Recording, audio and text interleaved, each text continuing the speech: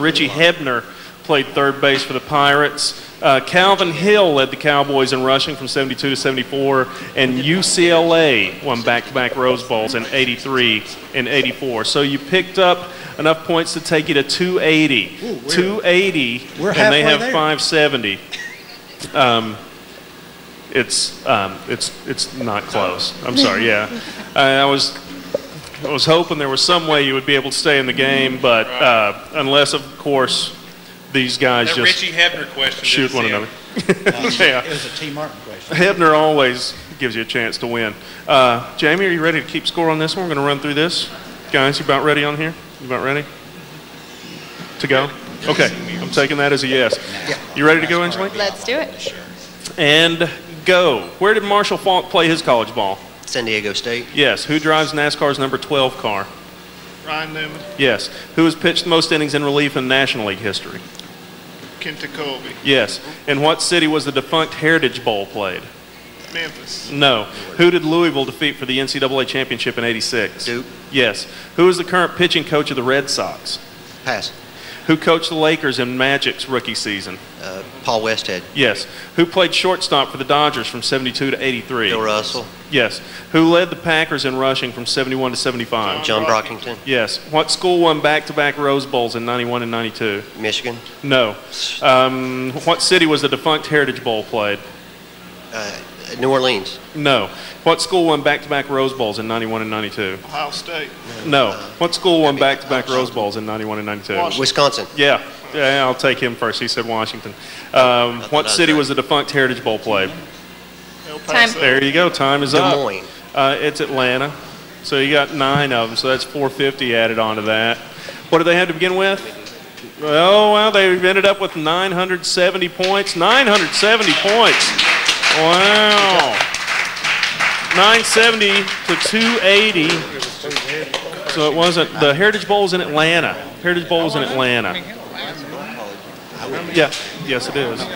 Yes, it is. You are correct. You are correct. It's in Atlanta. Guys, you did well. No, we didn't. You're going to come back. Well, you're going to be back. You're going to be back. You were in the winner's bracket. You're coming back. Am I right in that? You're going to be back with us, and you're going to do well again. You got a chance. You got a chance. I'm telling you, you know, maybe this bodes well for your Red Sox because, you know, you're not taking away from their winning tradition. Sorry. You got a question out in the crowd? Of course I do, Jared. All right. Okay, we found out Ron Zook got fired today. That's the panel. Who do you think will be the new Florida coach? Urban Meyer. I'll bet you $10 Steve Spurrier's on the phone with somebody right now. Urban Meyer. Did Galen Hall?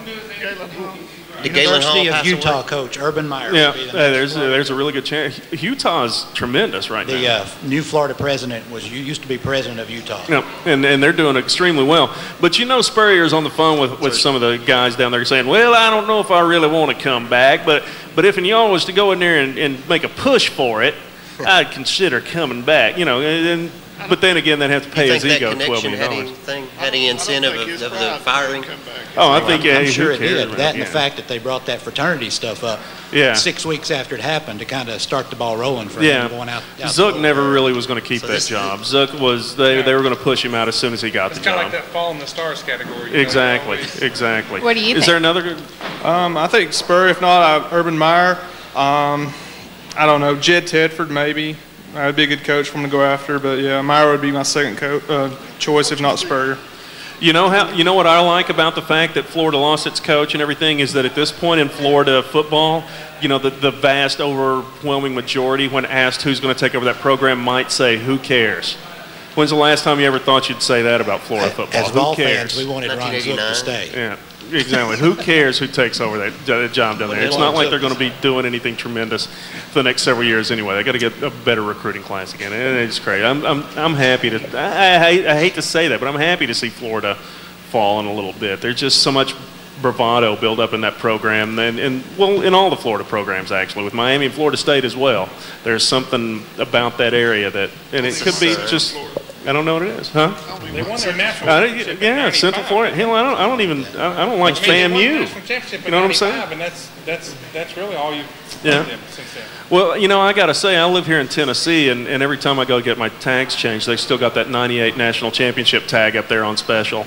And they're, you know, so you're talking about people who still live for the national championship. Every area is guilty of that. Every area is guilty of saying, you know, they lived for that at least for about 10 or 15 years. Everybody does that along the way. Yeah, I mean, you can still get those UK basketball national championship tags, and, you know, it's just kind of like, you know, if you're going to do that, get them when you can get them and then let them go. Can you get one from 1948? I bet you could. I bet you could get one from 48 signed by Wally Wawa Jones if you wanted to. Hey, all right. I think, is that the end of the show? Do we have another question? One more, Jared. Okay. They're comparing Schilling's performance to Willis Reed coming out and playing when he was hurt. Do you think there's any comparison to what Schilling did to that? The comparison to what? To Willis Reed coming out in the NBA Finals. Well, no, because Schilling played. Yeah. You know, Willis Reed just came out on the court and didn't really do anything. And Willis Reed was, you know, Willis Reed was hurt, and Willis Reed's a man. But, you know, Kurt Schilling, God love him. He's a man. He came out, he did it. Yeah, I mean, that's. I've always liked Kurt Schilling. I always liked him quite a bit. He told Boston he would bring him a world championship, and they're 2 games away from doing that. Yeah, I mean, that's saying it before you do it.